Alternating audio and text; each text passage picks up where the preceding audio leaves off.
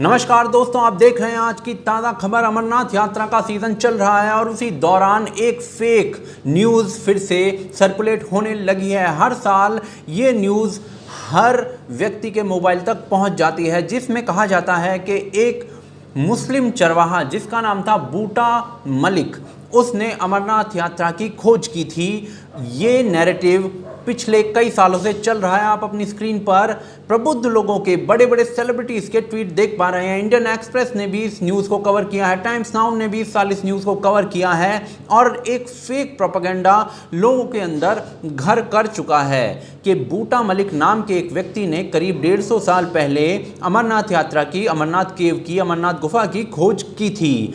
आप अपनी स्क्रीन पर देख पा रहे हैं वो कहानी जिसको फेक लिबरल्स ने फैलाया हुआ है। जी हाँ, लेफ्ट लिबरल्स ने इस कहानी को फैलाया हुआ है कि बूटा मलिक नाम का एक व्यक्ति एक दिन घूमते घूमते अपनी बकरियों को चराते हुए एक जगह पहुंचा। वहाँ उसे एक साधु मिलता है। साधु उसे कोई कोयले के पीस देता है। वो कोयले का पीस जो होता है उसके घर पहुँचते पहुँचते, यानी बूटा मलिक के घर पहुँचते पहुँचते एक प्रीशियस मेटल बन जाता है। बूटा मलिक क्यूरियोसिटी की वजह से दोबारा से उसी जगह आता है और वहाँ पर उसे साधु नहीं दिखता, वहाँ पर उसे एक गुफा दिखती है जहाँ से अमरनाथ गुफा की खोज होती है बूटा मलिक के द्वारा। और आज भी बूटा मलिक को रॉयल्टी मिलती है, यानी बूटा मलिक के जो परिवार वाले हैं उनको रॉयल्टी मिलती है, ऐसा कहा जाता है। ऐसी कहानी बताई जाती है लिबरल्स के द्वारा और इसको हिस्टोरियंस भी बल दे रहे हैं। लेकिन दोस्तों, आज मैं इस पूरे प्रोपेगेंडा को आपके समक्ष बस्ट करने के लिए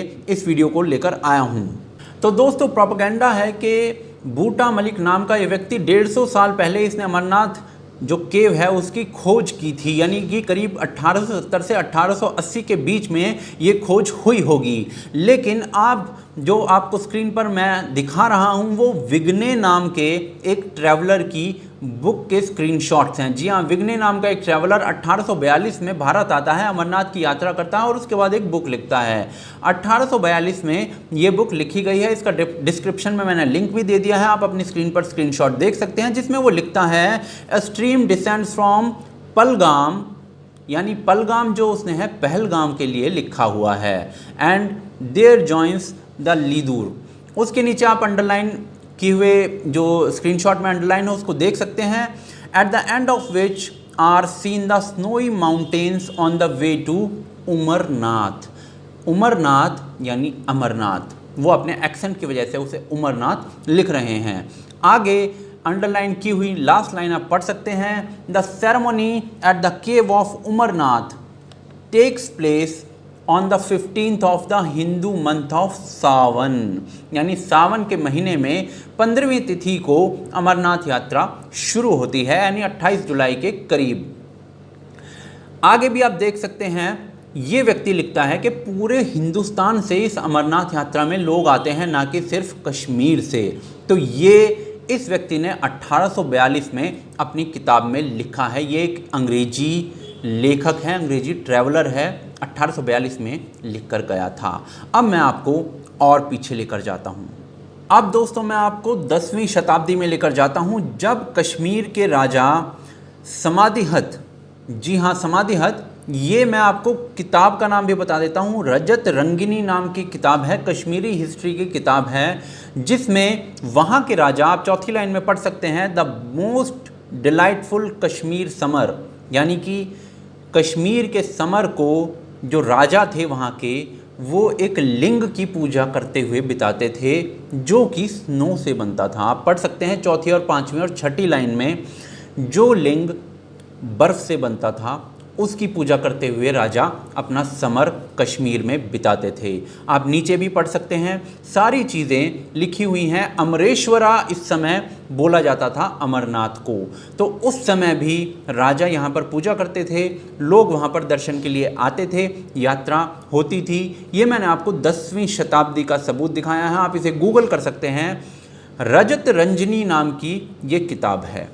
तो दोस्तों आपको मैं और पीछे लेकर जाता हूं 6ठी शताब्दी में। जी हाँ, 6ठी शताब्दी में, जिस समय इस्लाम का उदय भी नहीं हुआ था, इस्लाम अपने अस्तित्व में भी नहीं आया था, उस समय एक किताब लिखी गई थी, एक पुराण लिखा गया था जिसे बोला जाता है नील माता पुराण। उसमें एक दोहा है, श्लोक है, संस्कृत में ये श्लोक है जिसका इंग्लिश ट्रांसलेशन आप नीचे पढ़ सकते हैं। By bathing at Amresh, Amresh एक झील का नाम है। By bathing at Amresh a man may get the merit of 100 cows, यानी 100 गाय दान करने जितना पुण्य मिलता है अमरेश नाम की इस झील में नहाने से। और अमरेश नाम की वो झील अब आप स्क्रीन पर देख सकते हैं। ये झील अमरनाथ केव से बिल्कुल करीब है।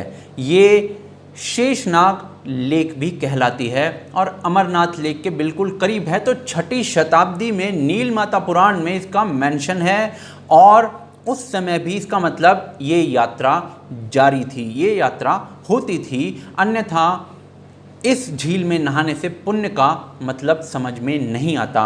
इस झील को सेक्रेड तब भी समझते थे और आज भी समझते हैं। उस समय भी अमरनाथ यात्रा के दौरान इस झील में नहाया जाता था लोगों के द्वारा और आज भी इस झील में कुछ लोग स्नान करते हैं। तो दोस्तों आपने देखा कि किस प्रकार से 6ठी शताब्दी तक के जो साक्ष्य हैं, प्रमाण हैं, मैं आपके सामने ला चुका हूं। और ये लोग कहते हैं कि जो अमरनाथ यात्रा है वो सिर्फ 150 साल पुरानी है। और इस प्रकार से एक प्रोपेगेंडा आपके समक्ष रखा जाता है जिसको पोषित किया जाता है मीडिया के द्वारा, लेफ्ट लिबरल्स के द्वारा, और एक झूठ को भारत के जनमानस में जगह दी जाती है। तो दोस्तों आप इस वीडियो को शेयर करिए और सच्चाई को दिखाइए, क्योंकि बुराई और झूठ ज़्यादा शेयर हो रहे हैं, सच्चाई कम शेयर होती है। सच्चाई को ज़्यादा शेयर मिलने चाहिए। आप इस वीडियो को शेयर करिए और सच्चाई को दिखाइए लोगों को।